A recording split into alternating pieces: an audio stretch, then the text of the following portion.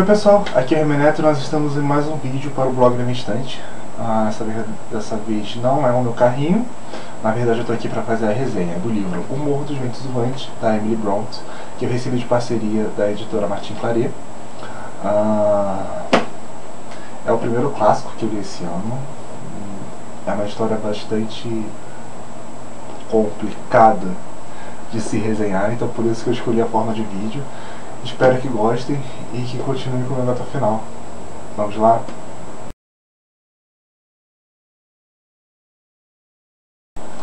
Bom, vamos começar falando sobre Emily Brontë, a autora do livro. Emily é irmã de Charlotte Brontë, autora de Jane Eyre, e O Morro dos Ventos Uivantes é o único livro dela. Ela só escreveu O Morro dos Ventos Uivantes. Além desse livro, ela escreveu alguns contos e poemas que foram publicados numa obra anterior.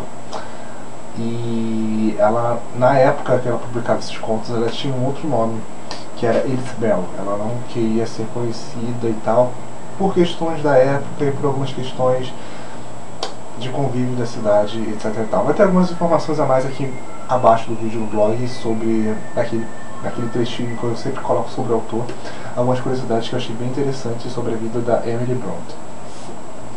Esse livro, O Morro dos Ventos Uivantes, eu acho que é classificado erroneamente como um romance. Não estou falando do romance quesito livro, estou falando do romance quesito gênero, até porque eu acho que esse livro fala sobre tudo menos sobre o romance. Nós não temos cenas de romance aqui, nós não temos temos até algumas declarações de amor, mas são declarações de amor tão doentias e tão perversas e repreensáveis, eu não sei, eu acho que eu estou inventando palavra aqui, enfim, tão censuráveis, e consegui encontrar uma palavra para exprimir isso, tão censuráveis que você não consegue achar isso bonito. Nós temos no centro de toda a trama o Morro dos Ventos Uivantes, que é essa casa sombria que está na capa do livro da Martin Claret e que é o palco de boa parte da história. E além da casa nós temos Heathcliff, um rapaz que é encontrado no meio do nada. Ele não tem a aparência aristocrata inglesa, ele é um rapaz moreno, meio cigano e pobre, e ele vive de favor nessa casa, na casa do Morro dos Ventos Uivantes. E temos a Catherine, ou a Cat, essa menina animada e que sempre teve tudo na mão e que sempre bateu o pé, cabeça dura, meio selvagem, etc e tal. E temos um encontro desses dois personagens e que acaba gerando um elo, não diria paixão, mas um elo, uma ligação contínua entre os dois.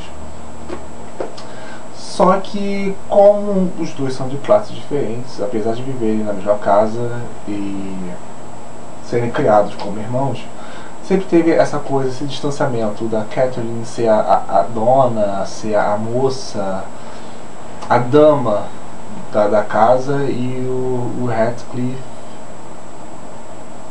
o empregado. Então, por ele sempre ser espesafrado, espezinhado, e principalmente quando eles ficam mais velhos e a Catherine, por questões de money, se casa com o Edgar Linton, que é um vizinho deles, preterindo do Heathcliff porque ele não sabe ler, porque ele vive basicamente do trabalho braçal.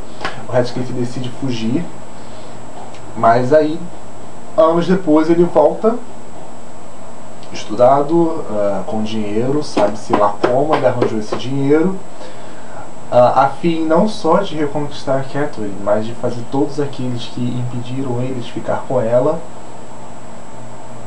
se vingar. Basicamente isso. Todas as ações do Heathcliff deixam você de boca aberta. Assim, você fala assim, caraca, esse cara, ou ele pensa muito, ou, como não fala no livro, ele é basicamente o demônio encarnado, ou ele não tem coração, porque assim, ele vai fazendo coisas para se vingar de todas essas pessoas, só que essas coisas acabam se refletindo em pessoas que nunca tiveram nada a ver com a história, e só para atingir uma outra pessoa ele vai se vingando,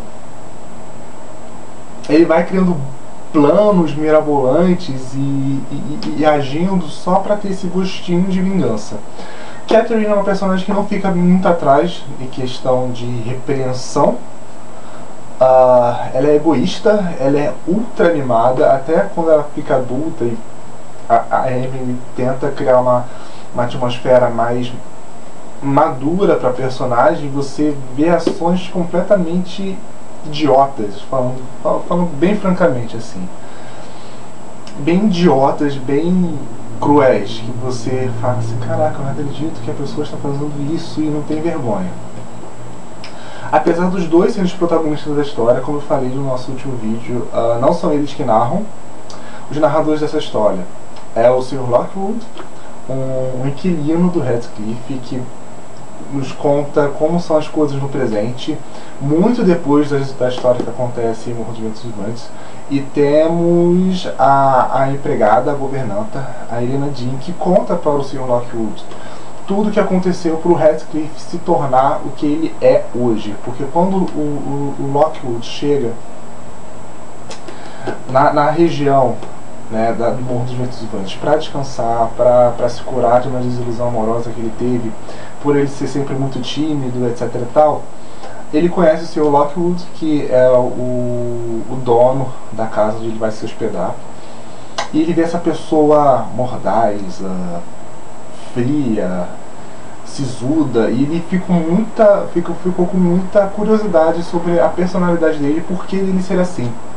E depois de um episódio um tanto misterioso que acontece no Morro dos Ventos Vivantes, quando ele passa uma noite lá, ele fica mais atiçado ainda a descobrir tudo. Então ele pede para Helena Dean, que é a governanta da casa onde ele está hospedado, contar para ele sobre o Heathcliff, já que a Helena Dean, ela viu tanto o Heathcliff como a Cat crescerem.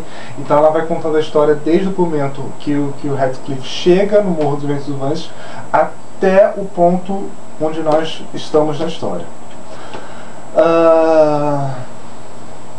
O livro fala sobre doença,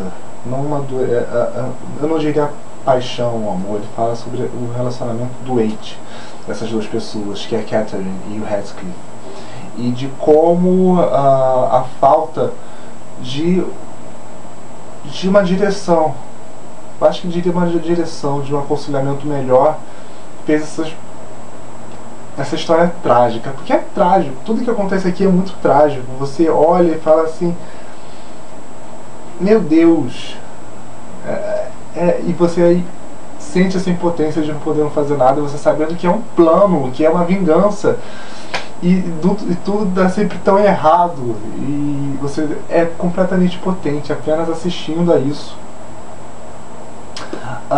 Tem alguns pontos sobrenaturais na história, mas não diria que é o foco.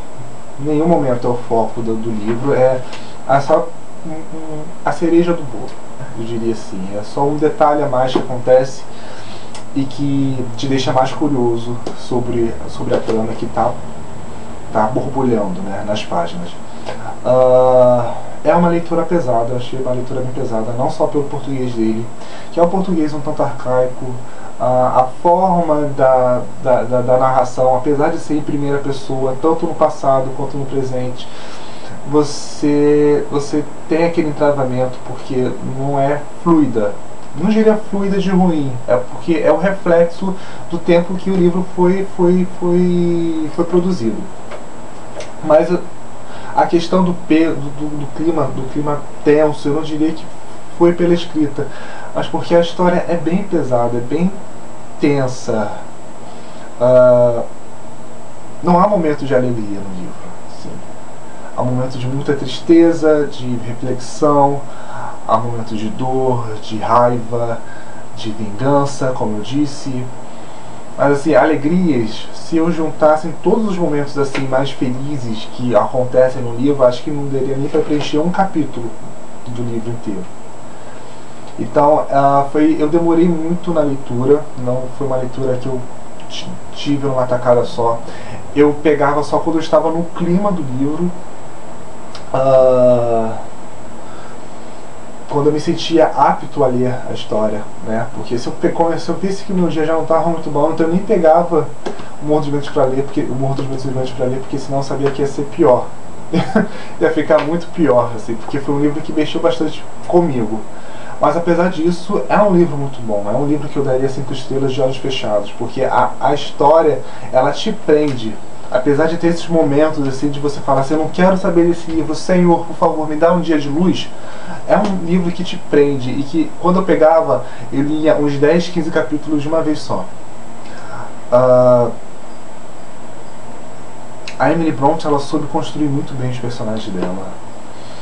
Não há aquele moralismo do século XIX, do final do século XIX, né, onde a história foi feita, onde no prefácio que fala sobre as irmãs, né, as irmãs Brontë, até brinca que os outros livros das irmãs Brontë sempre tem esse moralismo vitoriano, etc e tal, e na obra O Morro dos Ventos Uivantes você não vê isso. Você vê sempre os fatos, apenas os fatos que acontecem e sem aquele tom de lição de moral por trás.